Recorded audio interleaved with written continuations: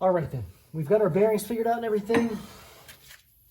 So the next thing you want to do is go ahead and remove your pinion gear and all that so you can get your crush sleeve and all that stuff installed. So I'm going to go ahead and use my air wrench here to go ahead and remove the nut.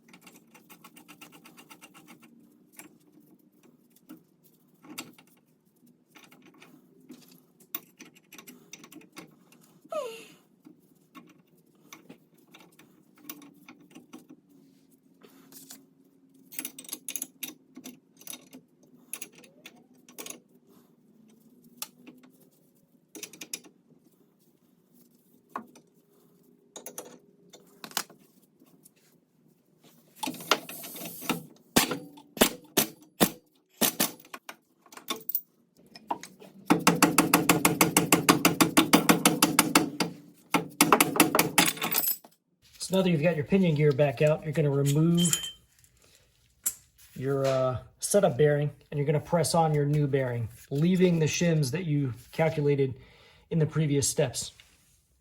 So this is my solution for pressing on the bearing, my not setup bearing. What I did was I cut off the bearing race from the old bearing that was on the old pinion gear, and I'm putting it here so that this bit here is not contacting the bearing cage, because the bearing cage actually sits down further than the inner part of the race does. So I don't want to smush that as I'm pressing this on. I'm going to put just a little bit of gear oil right here and then press this thing into place.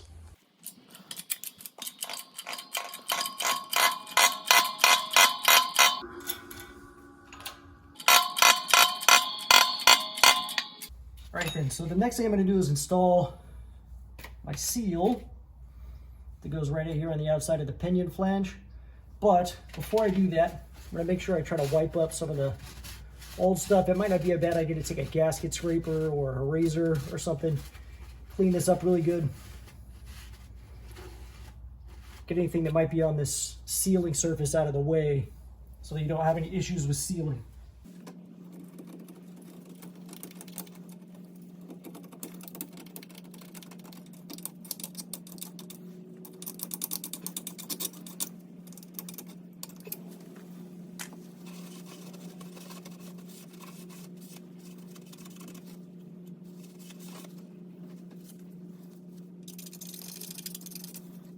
Also, another thing to watch out for is there's kind of an oil port right here. You want to make sure that didn't get any of that old sealant material down in there. If it did, you might want to blow it out or use a rag or some brake cleaner or something to clean that out. I am 1000% positive I just got some down in there, so I'm going to go around the other side and clean that up.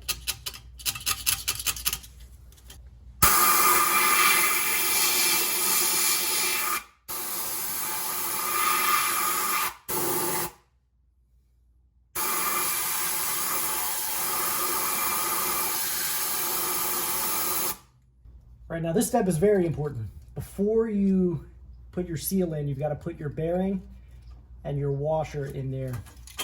I'm assuming this is a washer. This is what came out of my old setup. And the new setup doesn't have one of these. It has something that looks a little larger than this.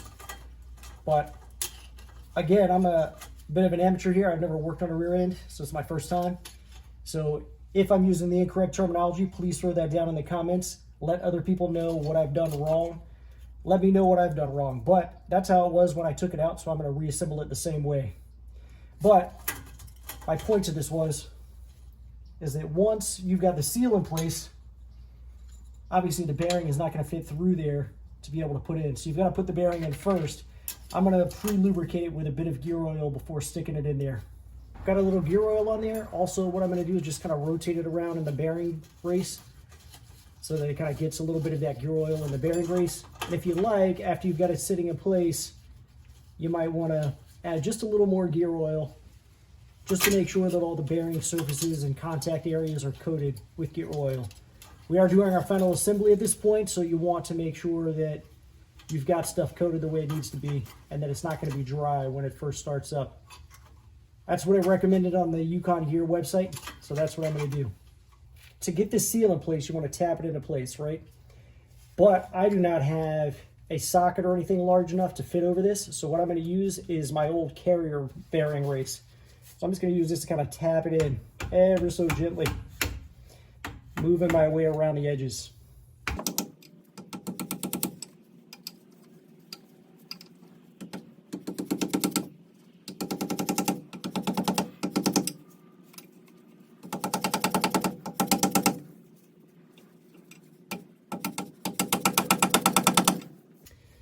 The key here is to take your time and get it in nice and straight without getting it off. You can see it is a little bit off here, so I'm trying to make sure that I get it straightened back up. Don't get in a hurry here. This is where you'll end up with a leak.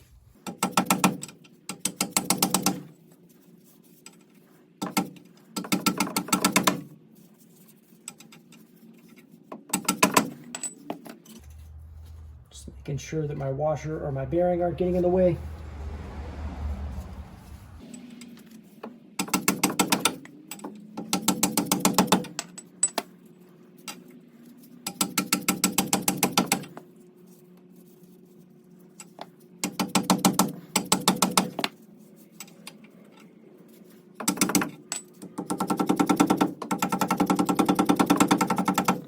So anything large and flat really that's going to allow you to get a good contact surface without bending the seal is what you want. This was kind of wanting to move around on me, so I decided to go ahead and just grab a piece of aluminum that I had laying around. I think I like this better. Again, making sure nothing's binding.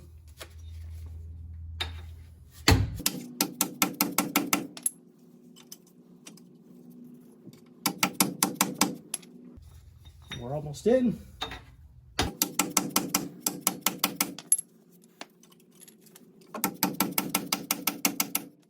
And you can hear it when it's driven all the way in, because the pitch of your hammering will change. And just ensure that you don't have any gaps anywhere around the edge, that everything's fully seated. They look good. The next thing you want to do is put a little bit of gear oil right here on your mating surface here, where you can either put it right here on the seal. I'm going to go ahead and lubricate everything on here, my bearings, my shaft here where the seal goes. Do not forget to put your crush leave in at this point, because this is where you're going to get ready to start torquing everything down.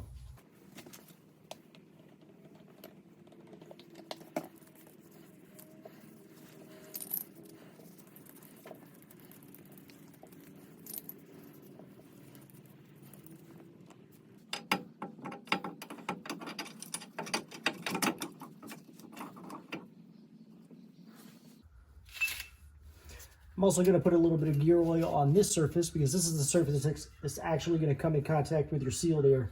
Make sure it's free of any debris or anything from sitting around the garage. A little bit of gear oil, and then start putting this back in place. Okay. Now you're going to take your washer,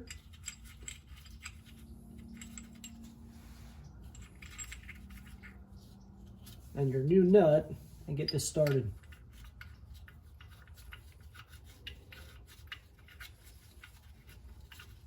And looks like I'm gonna have to give this a couple of taps to get it to go on before I can catch any threads.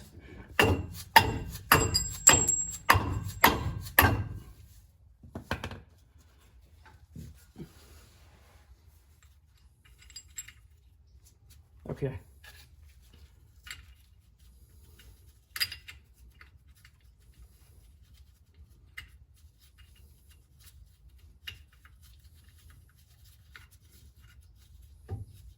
Okay, we've got that started.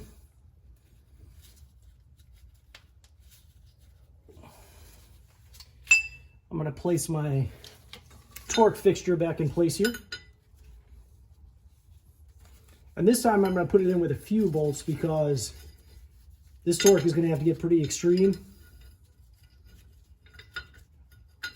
And I want to make sure that this fixture is not going to move at all while we're trying to do our torque. Because if that thing slips, or something, or one of the bolts break, which I'm not sure how likely that is, but I don't want to find out the hard way. So I'm definitely going to use a few bolts here.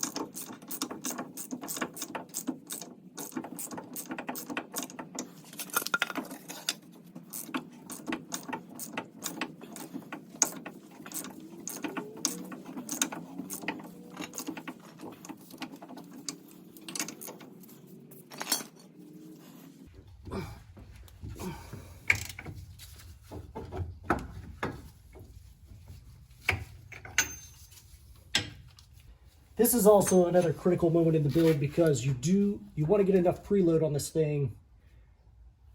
On this unit, it's between 12 to 35 inch-pounds.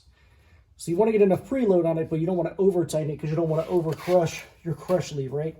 So a big no-no is using an air tool here, but I'm going to use it very carefully, and I'm just going to barely give it like one little trigger pull each time between checking it, because my kit did come with 2 crush sleeves. So if I mess this up, I'll be able to switch it out and continue another way. But I've read that it can take up to 600 foot-pounds to crush these things down. And I don't think I'm going to be able to do that underneath the Jeep with just a pry bar. Even if I, put like my jack handle on this thing or something like that, I'm likely to break a wrench or something before I get to that point. So I'm going to go ahead and try it out and just be very careful, see what happens with the air wrench. I don't have it set to the highest setting either, so that's another thing to consider.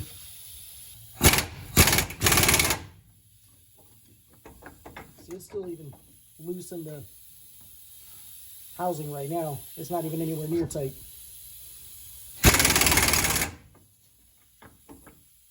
Not even close.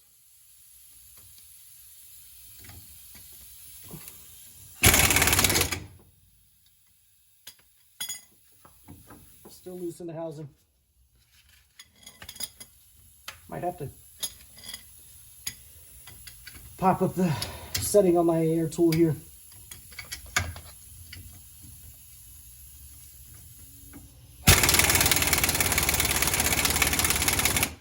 May need a little more air pressure.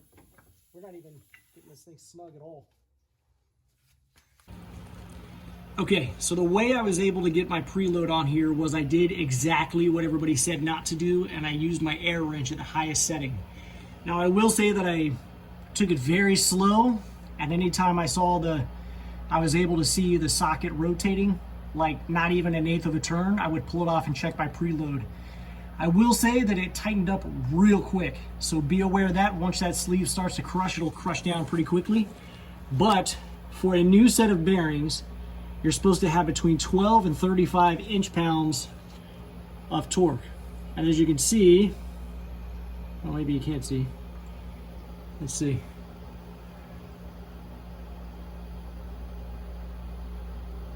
I've got about 30, it seems like. So I am within spec. I got lucky, I'm good to go. I did have 2 crush sleeves just in case. You can see the other one's sitting right there. But I chanced it and was able to get it in. So now it's all downhill from here. I've got my spacers all figured out for my carrier unit. So all I've got to do is pop that thing back in there And I'll just double check everything one more time to make sure we're good. And then it'll just be a matter of putting everything back together. Oh, I am going to take some time though and make sure I clean out my axle housings really good. I'll show how I do that in just a minute. Okay, so the last thing I'm going to do before I reassemble everything is go ahead and clean out my axle housings. Just kind of plugged these up the other day, or yesterday rather, the other day. I haven't been working on it for multiple days. I mean, it actually doesn't look too bad in there, but I'm going to take a rag, take a pry bar, and just kind of clean all the way down in there, wiping the surface. That doesn't look too terrible, but we're going to do it anyways. I don't want any residual metal shavings or anything else hiding out in my axle housing. I didn't go through all this to leave contaminants in there, that's for sure.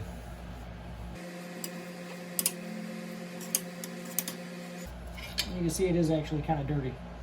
So it's a good thing we're getting all this crap out of there.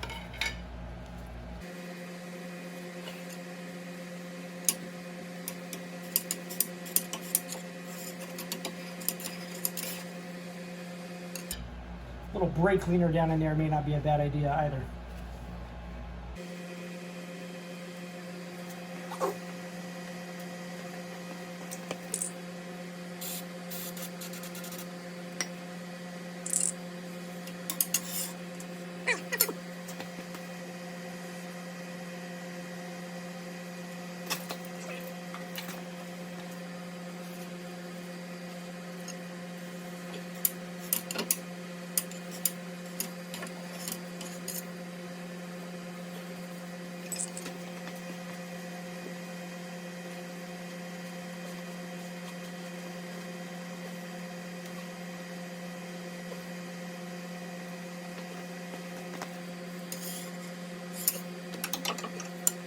Since we're getting ready for final assembly here, I'm going to go ahead and put a little bit of gear oil in the bearings here.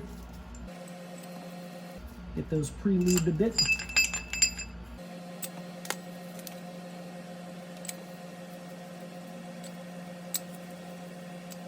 You can see we do have oil stuck to the race. That's looking good.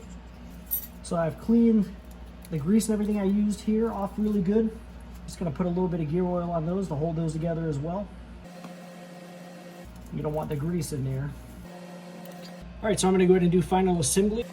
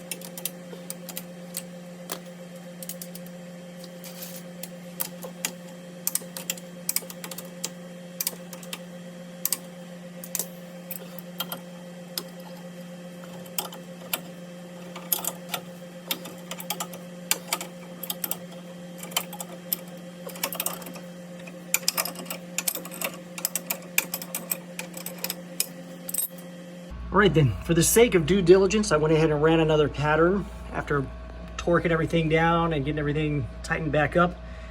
And I still like how it's kind of right in the middle there. It's looking pretty good to me. So I'm gonna run it, see what happens. Hopefully I've done a good job here.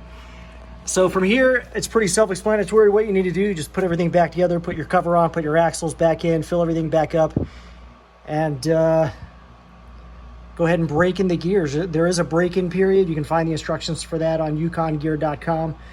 I will post a link for that as well down in the description. So there will be a lot of information down in the description, guys. Make sure you check that out. I'm going to go ahead and button this thing back up and get it on the road and see what we've got. So I thank you very much for watching. I hope this kind of gives you a little insight as to what you're in for if you decide to do this job on your own. Make sure you check out my channel, guys. Hit the like and subscribe button. Thank you very much.